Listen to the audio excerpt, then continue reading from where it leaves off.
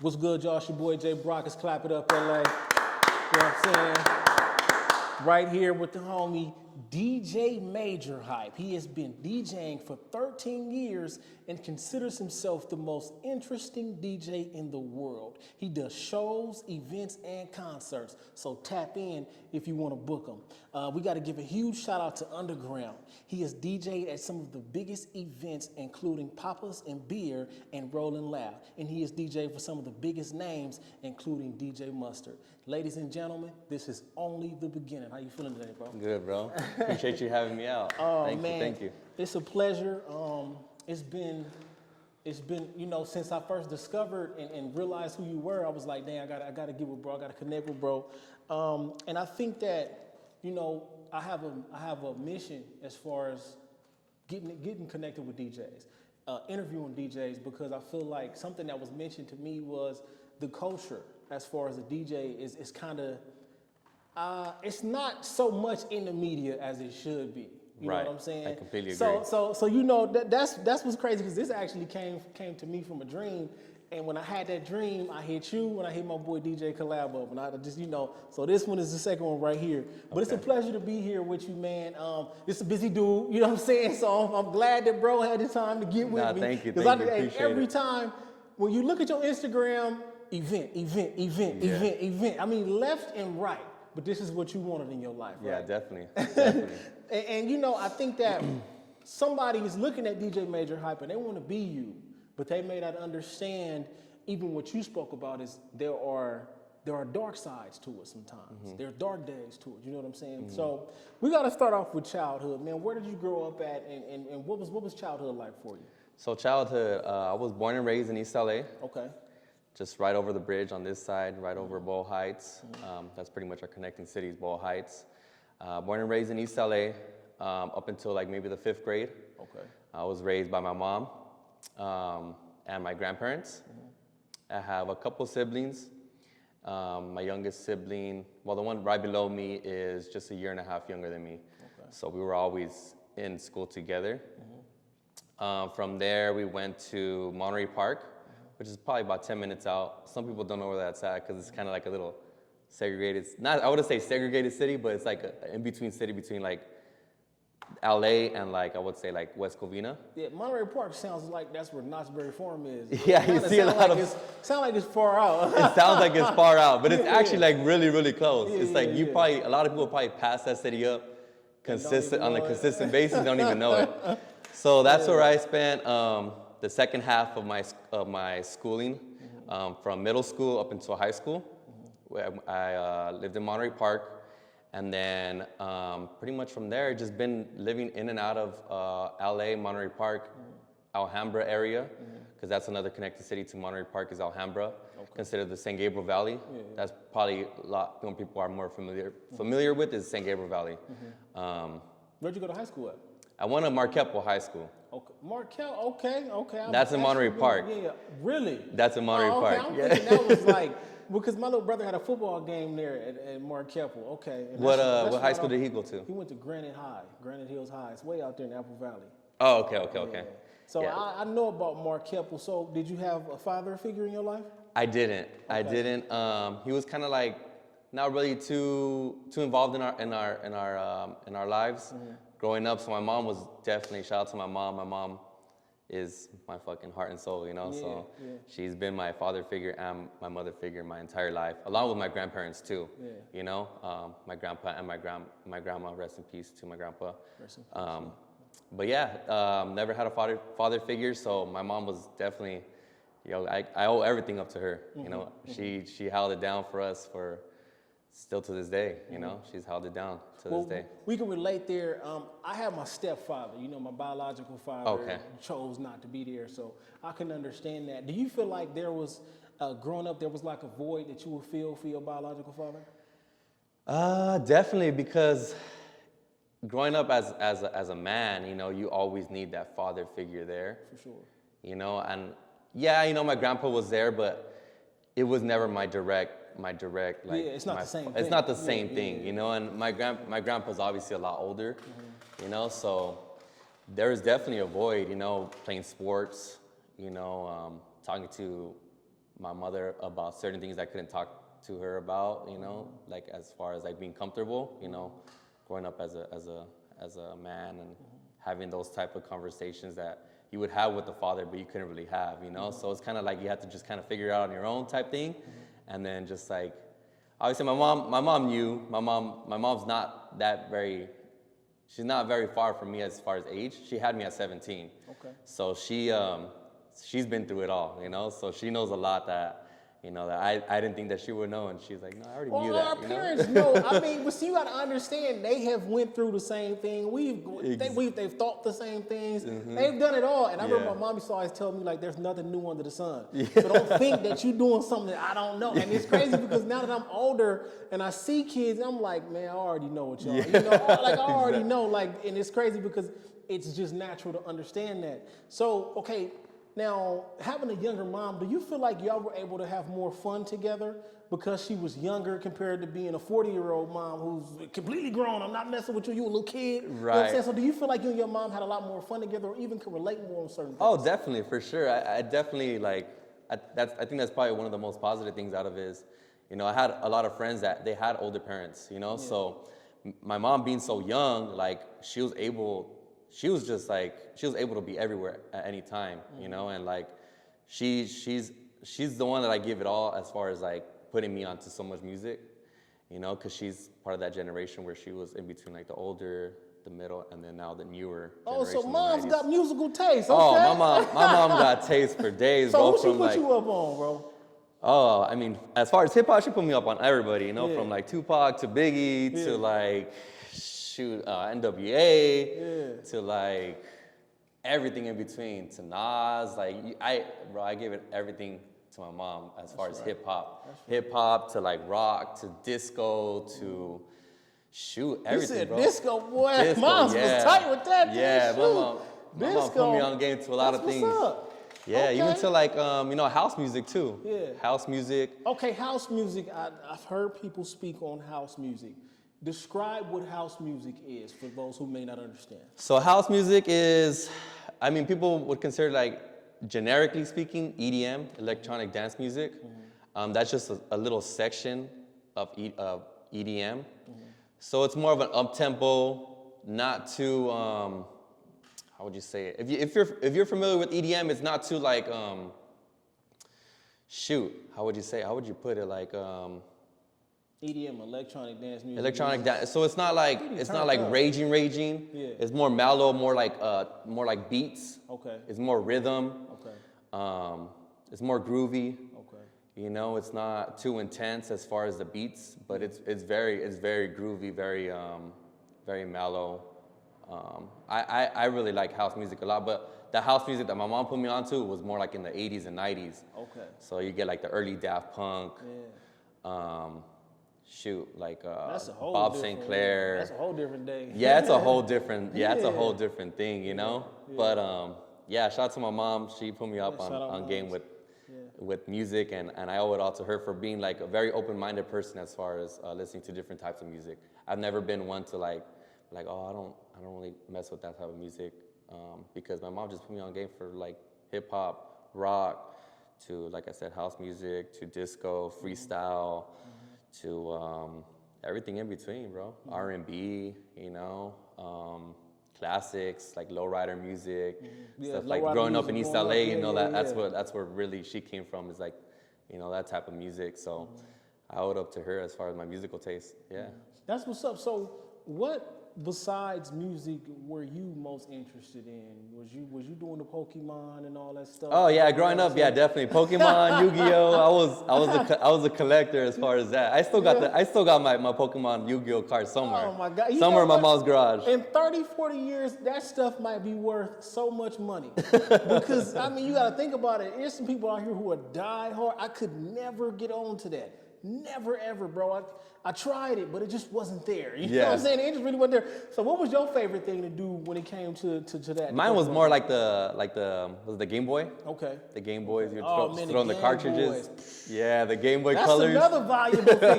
Boy, these kids are gonna know nothing about the game. Those are the struggles. You had to like blow on the cartridge if it wasn't working. Blow on the cartridge. But the thing is, you can take that thing everywhere. Yeah. And you know what? today in today's world, we have phones. You know, little Mm-hmm. kids have phones now, right? But back in our day, that's what we had. We had Game Boys, we had PSPs. Right, What else did we PSPs, have? yeah. It was Game Boys, PSPs. It was like another little game that you can play in your hand. But nonetheless, we had that. You know what I'm saying? Right. So were you the kid? You had your Game Boy everywhere. Did you have a purple one? Did you have a gray one? Which one? I probably had two different colors. I probably had the purple one and the green one. Yeah, I don't know why purple was in my head about you. I'm like, I'm sure he had that purple one. And it's also my mom's favorite color too. So Oh, wow. Oh, shout throwing out that purple. Wow, that's crazy. Hey, shout out to moms, man. We connected. Shout out to moms, I'm telling you, man. That's crazy. Man. So what's a memory that you have about your Game Boy days, like something that you will never forget? I mean, the Game Boys I would take everywhere, Yeah. whether it's on the road. You know, I couldn't leave without my Game Boy. Mm-hmm. We had a little like a carrying case that would carry all our cartridge games in there. Oh, you wasn't playing? And we just no, He we wasn't nah, playing nah, at nah. all. He was I gotta serious have about different, that. especially I don't know why. Like as far as like road trips younger, like they just felt so much longer compared to adults. Like being an adult, I just felt like a 30-minute drive was like an hour drive.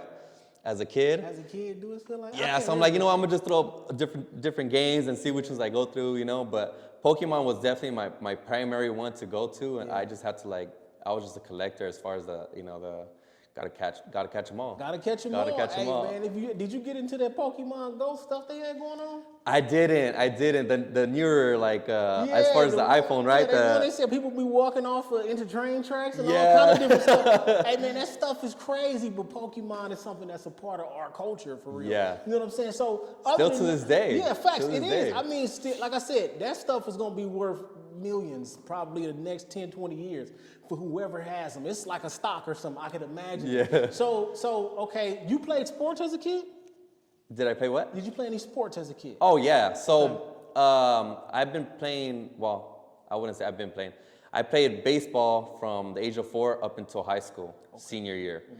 I wanted to go into college ball, but college was never really my thing. You know, I tried going to Pasadena College for a couple years. I survived maybe like a year and a half, and then I dropped out and realized that schooling was not for me. It just wasn't for you. It just wasn't for me, and you know, at that time it was really difficult because in that time, what was that like? It was 10 years ago, 10, 12 Ain't that years something ago. now we can talk about 10, 15 years ago, what we had going on in life? That's some stuff, because, you know, we grew up hearing our parents, that was about 15 years ago. Now we talking about, Now we talking about it years like ago. that, like, that's some stuff like, it's man, crazy. we really getting up there. You know what I'm saying? I just turned 30 this year, so Man, that's I just crazy. entered the new club. The 30. And you don't look like it. You look like you're about 24. That's what everybody always tells me, bro. That's good, though. That's what everybody That's always tells good, me. because as a kid, we want to look older, but when we get older, we want to look younger. Ain't that Yeah, sad? exactly. Ain't that something I that can't do changed? the facial hair. I had to Yeah, shave yeah. before I came because I just can't. I throw a little bit of facial hair on, and I'm like, I look a You little start bit older. looking like your age? So I'm like, I have to look a little bit younger, you know? Oh, so no. any way I can, I'm going to do it, you know? I'm going to do it. Oh man, the facial hair. You know what? I know there are people that do that, but I can't go without this. I tried to grow the beard out. I just don't like how mine grows, so I'm just like, all right, we're gonna. I have cut it patches right on now. mine, so I can't grow the full thing That's out. a rough stage, you know what I'm saying? Because some people, it seems like some people get it all at once. Yeah. But then some people get patches and spots here and there. Like I had my brother, tell my brother Brando, he had a full beard since the 3rd grade. Like bro, he been there. It's crazy how that works for some people when it does. You know, that's crazy. So when you're playing baseball, what position did you play? I was pretty much a utility sport, like Okay. utility guy. I played everything from shortstop to pitcher to catcher to outfield to everything, every position damn near. And I've been like that since I was young. Man, what was your favorite? What'd you say was your favorite? My favorite position? was definitely pitcher. Okay. Yeah. That's what you was I like to pitching. be in control of the game. What's the fastest ball you pitched? If you ever talk Probably like 85. Yeah, 85 in 85? high school. Yeah. Man, I mean, how far is that from the pros? What are they doing? 160? Pros now, they get up there though. They're clocking 90 plus consistently, maybe 100 plus. Yeah. 85. Yeah, these younger guys coming up, like their arms are just so much more developed than past guys. It's just the game. Everything. Like, back when Shaq was playing, a center was only required to slam dunk. Now, you got to be able to shoot a 3 at center. Yeah. It's just the way that the game goes. The game has evolved and it's so crazy crazy. because I be thinking about even now how you just had the stationary quarterback. back in the 90s. Well, you had a couple of festivals. Back in the 90s, you just had to be stationary. Right. Now you got to be able to run. You got, you know what I'm saying? So just, you know, that's another thing too, like change. You know, change is something that we all have to do, especially in this industry. You got to be able to evolve with what's going on. You got to be able to evolve with the times. Yeah, adapt. Right. So do you, what type of changes have you seen since you first began DJing that you've had to apply to your game? Shoot, okay, so when I started off DJing, a lot of people don't know this. A lot of people think I started off like in hip hop.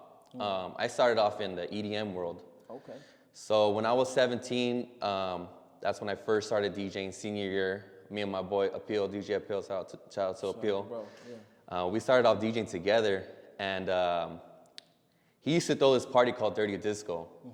And this was like in the warehouse, like we used to throw parties probably like around here, like just warehouse parties, halls. We used to rent out halls, but it was an EDM-based event. It was just all electronic music. There was a genre called Dutch music, which was really popular in that was 2010, 2011, 2009, 2010, 2011. Those 3 years were like the popular years of Dutch music, and that's where like EDM really started to evolve. But I started off DJing EDM music for a couple years, from the age of 17 when I started up until maybe like 21. Was those the $30 set days you were doing? Those are the $30 set days, yeah. That's right. And the free ones too. Okay. You know, you can't forget the free ones. Yeah, you can't forget the free ones, because those are the ones that, you know, those are the ones that made you, you know, because you had to, you know. It was so much competition back in the days. Yeah. As far as I mean, there's still a lot of DJs now, but back in like 2010, I felt like there were so many DJs that were just popping up left and right, you know. And salute to everybody that wanted to pop off, but it was just, you just had to like stand out somehow, you know. And it was hard to get gigs, you know. I was out of my group, because I had a group of friends that we were all DJs. It was probably like a good like 7, 8 of us, and I was pretty much always like the underdog out of all of them, you know. So I had to really grind it out, you know, like really grind it out, push myself out there, promote myself as much as I can, get as much free bookings as I can, you know, just to put my name out there on the flyers and just really hustle. And then eventually like just start making my mark. As far as like you were saying, like what I had to adapt from then to now is just pretty much just stay in tune with the culture, you know, stay in tune with everything that's evolving, from music to events to promotion, advertisement, marketing, you know, all that comes all inclusive as a DJ.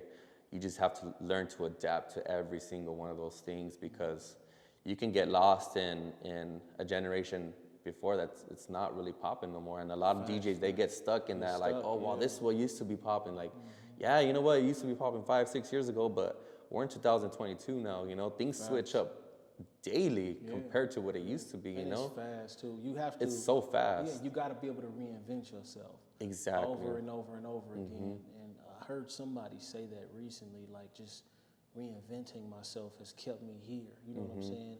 And I think even I struggle with the whole changing thing. Like, so I'm just really getting involved here. But you know, sometimes I be in my own head. Like, am I stuck? Am I doing what I'm supposed to do? Am I moving in the right direction? You know, and that's a part of the game too. Having those conversations within yourself. So within that group of 8 friends, was it like competition? Did you guys look at it like competition? It was never competition, just because we were just really good friends. So it was more like helping each other out type thing. And primarily, we're pretty much almost always on the same lineup together. So I started throwing my own parties at the age of 18. Is when I first started really taking off as far as throwing my own parties. I was throwing a lot of house parties, warehouse parties, and that's where like. So was that with the whole squad? Or that was with the whole squad, yeah. So we would just throw all ourselves on the lineup, and we would just like, you know, just go back to back type thing. So you know, had it well organized. Yeah, we had a real organized. Oh yeah, from the get, we had it real organized for sure. You know. What is that? So what? Okay, so if there is a DJ or a group of DJs who's trying to figure out how to break into the scene, what advice would you give them as far as from even your experience? Because I mean, it's worked because you are who you are, you know. So what advice would you give to them about getting started and maybe they're not getting a set here or there? What advice would you give to them? I would say if you're really just freshly starting off, or you've been doing it maybe for the past couple years, just stay relevant. You know, try to stay relevant with a lot of the apps. You know, Instagram Reels is something that's really popular right now. Yeah, for sure. TikTok. Yeah. You know, if you're, I couldn't even put an age on it, but it doesn't matter what age you are right now. You know, if you want to start a podcast, if you want to start doing like mixes. Definitely get into as much things as possible, so people have different outlets to find you at, you know?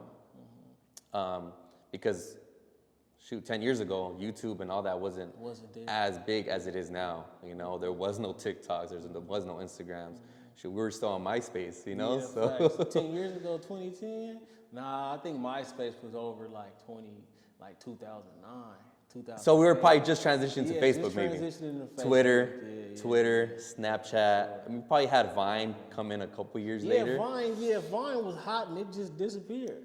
Or Snapchat became the Vine. Yeah. Was. So yeah, that's crazy. So okay, when you keeping up with these apps, like as a DJ, what is the thing that you would think about the most when you get up on stage? Do you have a set playlist? Do you just kind of read the crowd and go off the energy of the crowd? How do you get up there and start the show? Shoot, that's a good question. For the most part, I just thug it out. I try not to have a set playlist, only because of the fact that I like to sometimes go at least half an hour to an hour prior to my set, see what the vibe is, see what the DJ before me is playing. And then obviously go based off my set time, you know, because as far as being a DJ, you know, you got to play your role, you know. Even to this day, you know, I still get a couple of bookings where I'm opening set. You know, I got to set the vibe for the rest of the night, so I can't burn out certain songs at certain times. I got to just play my role, and then obviously just go based off the crowd as well, you know, because. You know, some crowd will be, you'll go to a certain club and you'll be like, oh, well, I think they're going to like this. And they'll completely like something completely different. You know, the demographic's different. The age group is different. You know, like sometimes you'll go to a 21 and over club that has a lot of older 21 and over that'll like the older hip hop, the older R&B. Or sometimes you'll go to a fresh young 21 and over that'll like more of the trap, the more LA hip hop, the more, Latin stuff like that, you know. So it's just I just try to go into every gig like with an open mind. That's right. You know, open mind. It's the best thing to do. Yeah, because like I said, I don't want to box myself in either. Having like, oh, I'm gonna play this and this and that, and then like say the DJ before me plays a certain song that I was gonna play, and it just throws. And it just throws my whole thing off, and I'm like, shoot, well now what am I gonna play? You know. So I'd rather just go in there with an open mind and see, you know, just feed off the crowd. And just, because, I mean, at the end of the day, you know, like, you never know what they're going to like, you know? Yeah, true that. And you know what, I heard Cypress, shout out Cypress. Shout out to Cypress.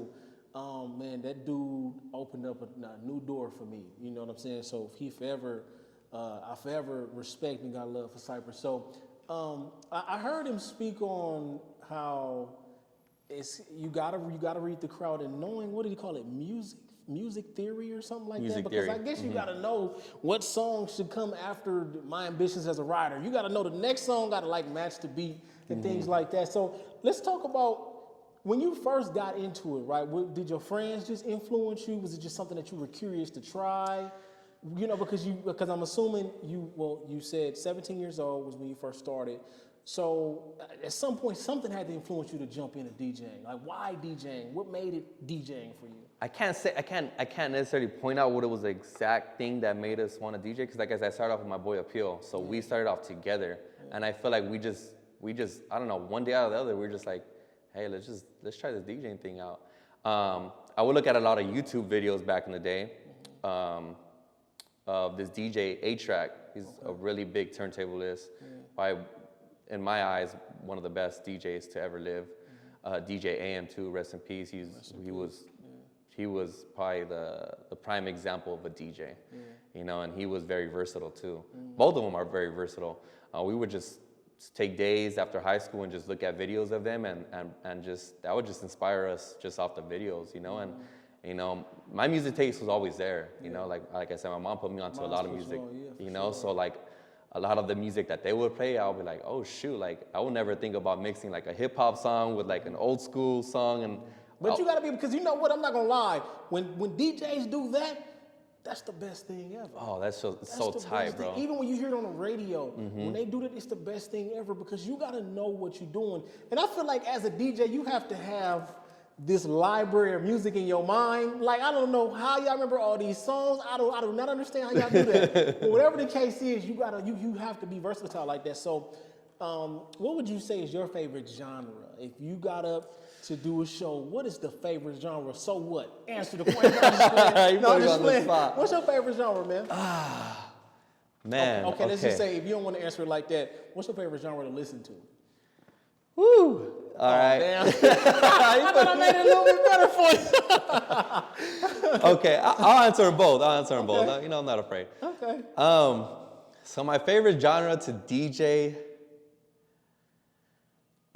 it has to be with what I started off with, EDM. Okay.